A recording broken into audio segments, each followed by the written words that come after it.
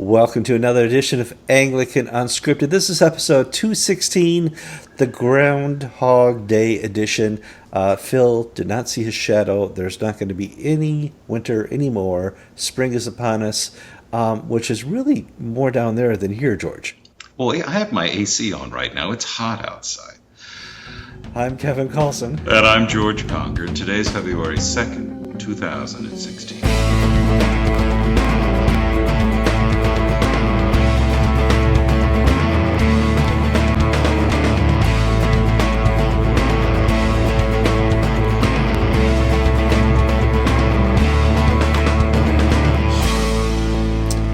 Three, two, one. Okay, George and I are trying to do this in one take because he just told me the iPad is down to like 9% charge, so we need to get this up before he just fades into scattered. Fades into the sunlight, just like John Wayne and Red River, just riding off into the distance. Oh, now Go you ahead, compared Kevin. yourself to John Wayne. That's cool. I never got to do that. It's appropriate, I think. Okay, all right. So first of all, we want to thank our fans for watching the show. The people who are still watching are the ones who have not figured out yet that George and I don't know what we're doing, that we're way over our head, and we just want to thank you for continuing to watch the show, and we love your feedback, and thank you very much. On to the show. We wanted to talk a little bit about what's happened since the Resolution of Canterbury, or there's no really official title to it yet, but I guess Fort Apache. The resolution. It wasn't Red River, Kevin. It was Fort Apache, where he rides off into the west. But go ahead. Yes. I digress. Okay, that's all right. The resolution heard around the world. We broke the story about the resolution that was coming out of the primates meeting, where they were going to hold consequences against the Episcopal Church. Wow, what did the Episcopal Church do? Well, back in Salt Lake City at their General Convention, they changed their canons to marriage to allow for any same-gendered person to marry any same-gendered species.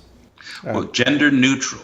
And next time around it'll be species neutral, but this time it was gender neutral. Gender neutral.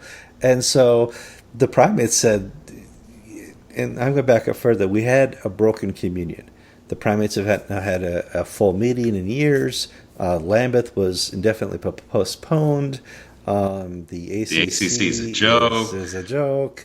So nothing was working. The Archbishop of Canterbury got the primates together for a gathering and started a reboot. Now, in a reboot, this is called a hard reboot. You unplug the computer from the wall, you count to 5, you plug it back in, and out of that came this little resolution, said, for this to work, there has to be consequences for the Episcopal Church for the advanced innovations they're doing and the false gospel they're preaching.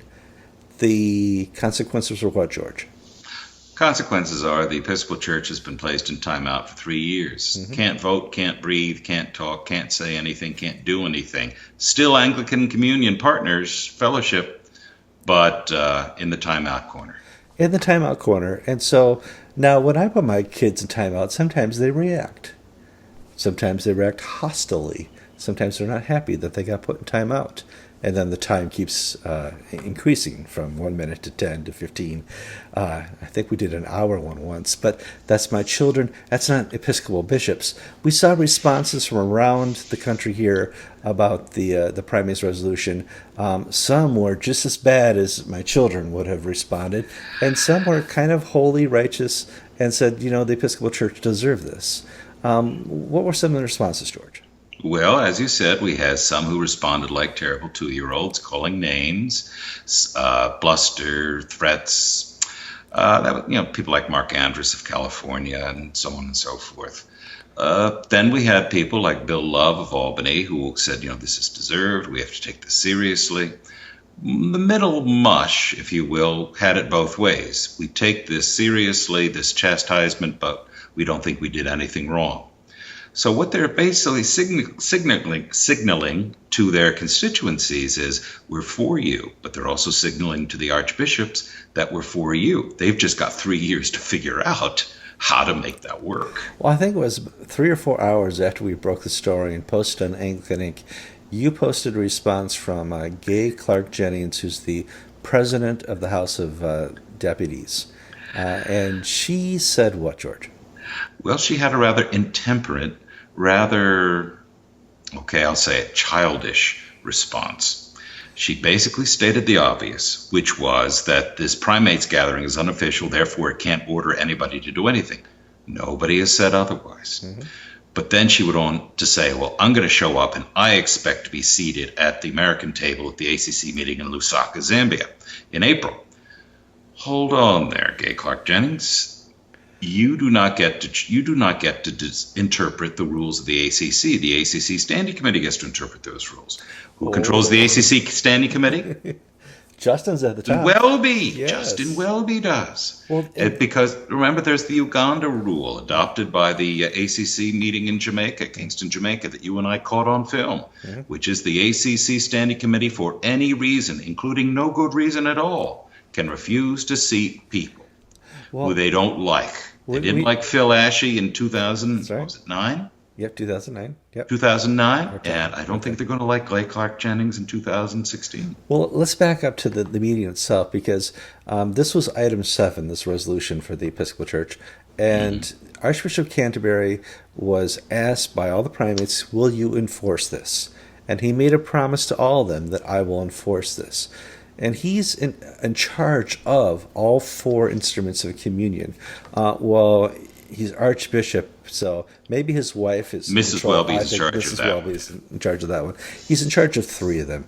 So he's the president of the ACC. He can go in there with the standing committee and say, no, you're not going to be seated.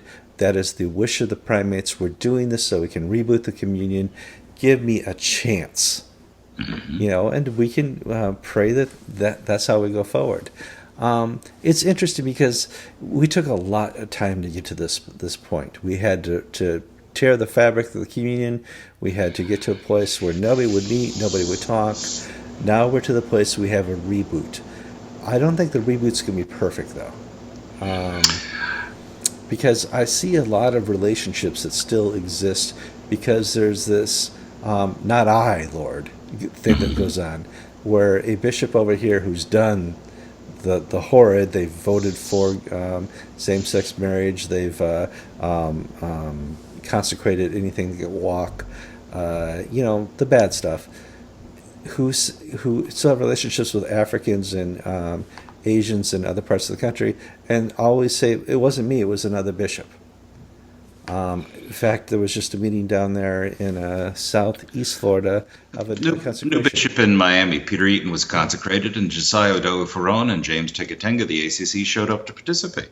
Now, Eaton is fully on board the gay agenda. He is what he is. And here we have the ACC either money grubbing or basically saying, oh, well, just forget what we just did. You're still our buddies and friends. They've got to overcome this desire to have it both ways, to be all things to all people, for the ACC to have any sort of moral integrity whatsoever. But to ask the ACC to have moral integrity, something to ask it that it's never had. It's always been corrupt and two-faced and dishonest. I can tell you, Kevin, it's dishonest. I'll give you a wonderful example. When it changed, and people love to say it's the only Anglican institution with its own bylaws and is a registered corporation. Well, the ACC went through a process to become a registered corporation in the UK, and they went and they polled all of its members and then told the British Charitable Association that the members had voted yes. Well, I decided to ask the members. The Church of England told me they had supported it. The Episcopal Church said we were never asked. Greg Venables of South America said we were never asked. Henry Arambi of Uganda said we were never asked. I asked Kenneth Kieran, he refused to answer, and the Jan Butters, the press officer for the ACC, said, well, I'm not going to answer that question. I have people telling me they were never asked to vote on something that the ACC said they voted on. That's fraud. But it's no skin off my nose. Yeah. If you want to be considered a fraudulent organization and lie to the government, go ahead. Now, a lot of people say, well, why is this important? Well, the first reason having a working Anglican communion is important is its job security for George and I. I mean, as journalists, we want to have something to report on, and having a broken Anglican communion doesn't do it. Bigger than that is the witness to the world. Having a functioning communion that can work in agreement, work out their problems in love, as we saw in the Gospels, is a great way to do it. A broken church is a horrible witness to the world. A broken communion is that self-fulfilling prophecy that people looking at our church and say they can't agree on anything. Why do I want to be a Christian? And it's a horrible witness. However, as George and I were discussing in our pre-show, a lot of these structures are unnecessary. The gospel can still be preached without this architecture called the Anglican Communion. Yeah, and that's really at its heart what was going on in Canterbury. Mm-hmm. It wasn't trying to breathe life into morbid institutions. It was trying to reinvent, as you say, a hard restart of the Anglican way. And this is just the very first steps. We've had little nibbles in the past. Do we need national church bodies? Why don't we just have diocese to diocese relationship? Mm-hmm. Michael Curry is saying, well, we really have parish-to-parish relationships. Why do we need this ACC? In other words, we're seeing people from all points of the compass basically questioning, why are we doing things the way we're doing things? Why are we spending this money the way we are? We do not and cannot agree on some basic moral issues. Well, let's find a way that has a structure that allows us to be faithful to our consciences while also being faithful to the gospel. See, one of the problems I have with the conservative leaders left in the Episcopal Church is that they've adopted a Tolstoyan attitude of non-resistance to evil. The basic mantra is, well, we have to pay protection to the national church to be left alone. Now, if they had the courage to say that, then I wouldn't have any problems because it's true. But if they couch it in different terms of, well, you have to pay to play and all this and that, and it's, what if people in your congregation, if they got upset, they stopped giving money? Hello, that's what they do. Well, I remember talking to, and I'm not going to name the diocese out of respect for the bishop who's a friend of mine, but a diocese here in America had a visit from Catherine Jefferts Schori. And the game was to race her around to 4 different churches and 4 different ministries without anybody asking her a question. Nobody can ask a question, and as soon as we get this over with, we're done, and she won't come back for 2 or 3 years. And I'm like, what are you talking about? Oh, and we got to make a donation to something that she likes. What? And that's just the way, how the game works. And what we're seeing is that people, frankly, don't want to play these games anymore. No. They just want to have a relationship with their Lord and Savior, Jesus Christ. Why should the Episcopal Church be exempt from all the changes we're seeing in society across the board in so many areas, in nationality, in education, in culture? And Kevin, you and I grew up with 3 TV stations, NBC, ABC, CBS. Wherever you were, that was your choice. Plus, occasionally, if you were in a big city, you had a UHF channel. That's right. Here, my children don't even watch TV. They don't even own a TV because everything's on the computer. They have 10 million choices. Mm-hmm. And we are stuck in the ABC, NBC, CBS monopoly structures. And that's just not how people watch TV. It's not how they go to church. It's something which, well, it's interesting because I just learned there's a new E now in the Episcopal Church called evangelism, which you now talk next week, because you were on the 2020 commission. What was that again? I was on the Standing Commission on Domestic Mission and Evangelism after the 2003 General Convention. Right. Put together a task force to investigate ways to double the size of the Episcopal Church by the year 2020. I joined the Episcopal Church when it was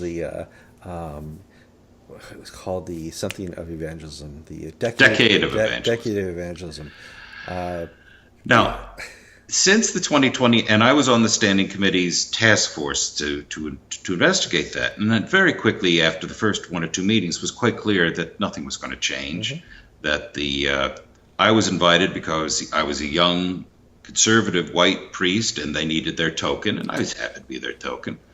But it was a joke. Everybody knew it was a joke. And since that time, the church has lost 1/4 to 1/3 of its members. Mm-hmm. Except since that time in 2003, my parish has doubled. We since 20, we're 7 years ahead of the game. Mm-hmm. And in fact, last year we grew 12%. We should grow that much this year. When you preach Jesus Christ, you don't have to play these little games and tricks to get people in your door. No, and that's true. I mean, what's the E in evangelism for? And I think you and I will talk about this more like next week now that the Episcopal Church has decided we're going E. I'm Kevin Carlson. And I'm George Conger, and you've been watching episode 216 of Anglican Unscripted.